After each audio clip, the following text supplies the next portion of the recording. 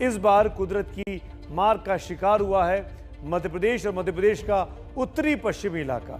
MP के 6 जिलों में अचानक बाढ़ के हालात बन गए क्योंकि बहुत ज्यादा बारिश हो गई। ये जिले कौन से हैं आपको बारी बारी से एमपी के इस नक्शे पर बता देते हैं। श्योपुर जो कि बिल्कुल उत्तर में है, उसके पास ही सटा हुआ शिवपुरी, उसके बाद फिर आता है दतिया, ये पूरा उत्तरी मध्य प्रदेश का इलाका हो गया।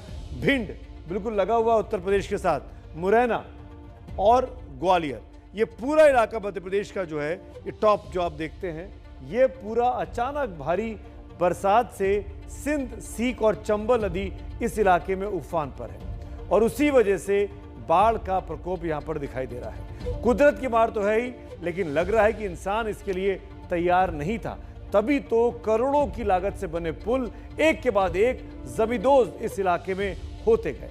अब तक 14 लोगों की मौत की खबर भी इस इलाके से आ चुकी है। मेरे सहयोगी ब्रजेश राजपूत और ज्ञानेंद्र तिवारी की ये ग्राउंड रिपोर्ट जरूर देखिए। एमपी पर टूटा है कुदरत का कहर।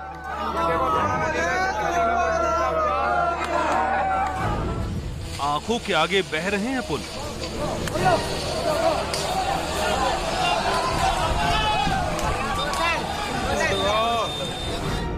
सालों की मेहनत और करोड़ों की लागत पानी में बहे जा रही है।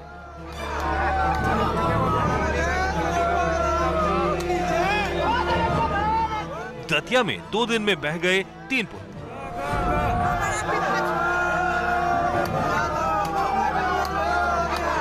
ये तस्वीरें हैं दतिया जिले के सेवड़ा की, जहां आज सिंध नदी पर बना सनकुआ का पुल ताश के पत्तों की तरह ढह गया। सिंध नदी में इतना पानी था कि पुल उसका वेग सह नहीं पाया।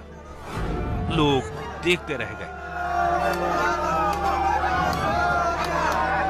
किनारे खड़े लोगों की आवाज में मौजूद दहशत को महसूस कीजिए।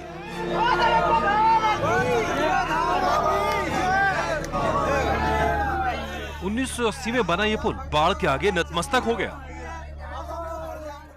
ये पुल भिंड और ग्वालियर को जोड़ता था, लेकिन अब ये संपर्क पूरी तरह टूट गया है। पुल निर्माण की शर्तों के मुताबिक इस पुल को बाढ़ के पानी के झेलने लायक बनाया जाना चाहिए था, लेकिन ऐसा हो न सका और सिंध नदी का पानी का वेग ये पुल झेल नहीं पाया।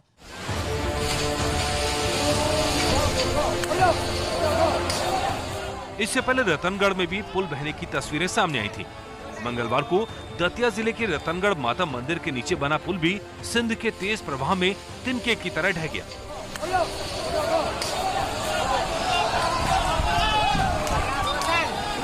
यह भी पानी अब अपनी जगह बनाकर बह रहा है और किनारे बसे लोग बेबसी में ये तस्वीरें देख रहे हैं।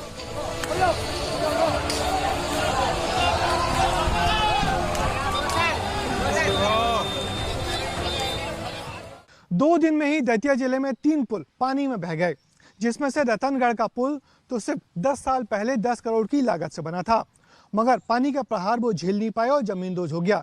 ऐसे में सवाल उठना लाजमी है कि क्यों ये पुल बाढ़ के पानी को सहन नहीं कर पा रहे। दोनों तस्वीरों को देखिए, दोनों जगह पानी कई फीट चढ़कर पुल की ऊंचाई तक पहुंच गया था। फिर पानी का वेग ऐसा हुआ कि पुलों ने पानी के आगे आत्मसमर्पण कर दिया और सरकारों की सालों की मेहनत चंद मिनटों में पानी में ऐसे खो गई जैसे कभी हुई ही नहीं थी। ऐसे में पुल निर्माण पर सवाल तो उठने ही थे।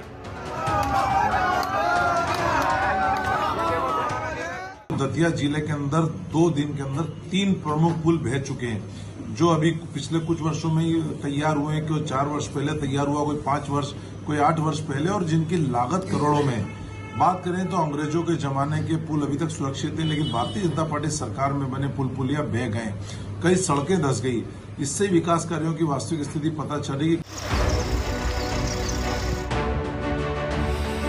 दतिया समेत 6 जिलों में हालात अब भी गंभीर बने हुए हैं।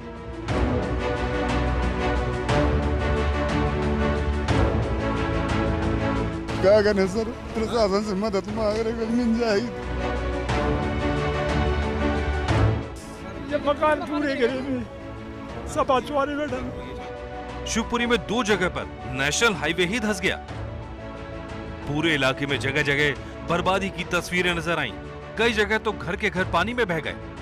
शिवपुरी में एबीपी न्यूज संवाददाता ज्ञानेंद्र तिवारी बाढ़ का सच देखने पहुंचे।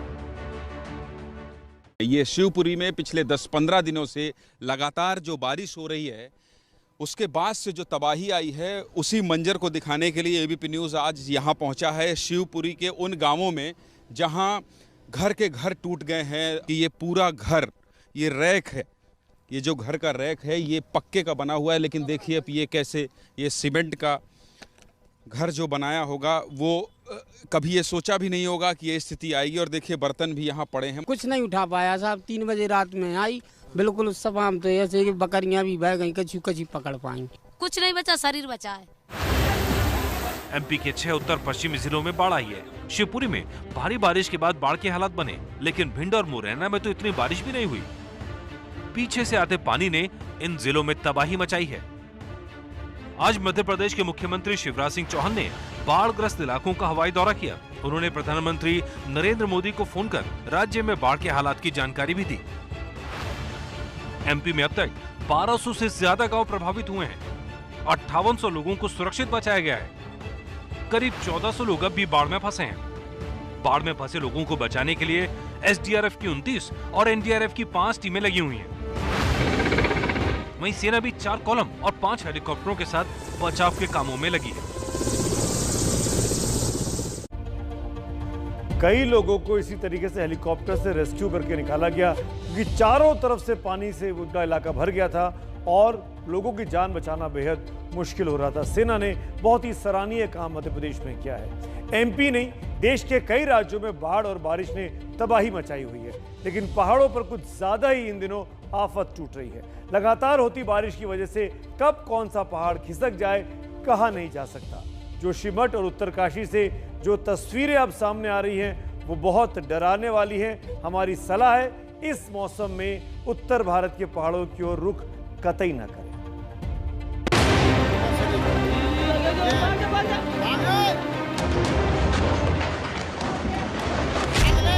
कभी पहाड़ों से गिरते हैं पत्थर,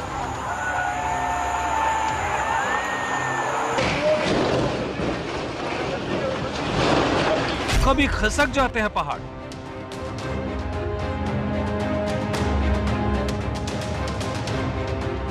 हर मौके पर खतरे में जान।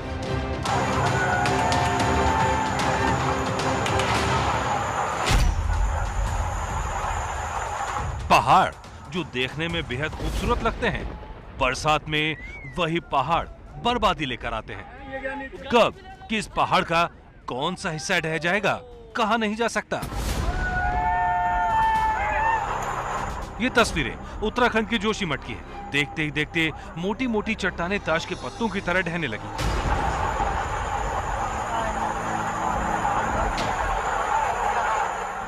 जानमाल का नुकसान भले ना हुआ हो, पर खतरा इसलिए बड़ा है क्योंकि जिस पहाड़ पर यह घटना हुई वो जयप्रकाश पावर प्रोजेक्ट के पास है।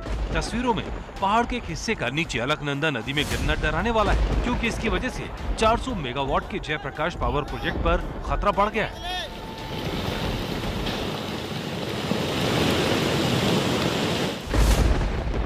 जोशीमठ की ही एक और तस्वीर सामने आई है जो डराने वाली है। बद्रीनाथ हाईवे पर बलदौड़ा में पहाड़ी का एक हिस्सा टूटकर गिरा।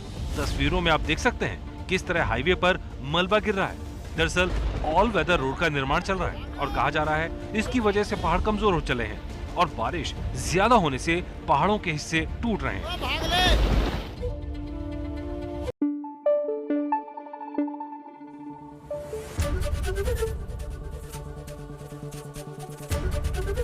एबीपी न्यूज आपको रखे आगे।